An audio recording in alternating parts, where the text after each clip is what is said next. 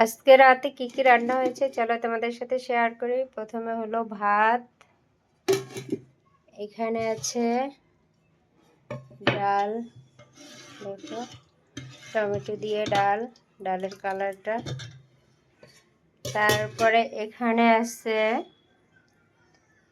কলমি শাক ভাজা। শাক আমার বরাবরই অনেক পছন্দের।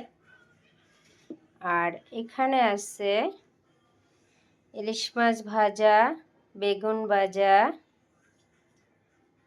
আর এখানে আছে তোমার ইলিশে পেঁয়াজ দিয়ে ইলিশে ঝোল।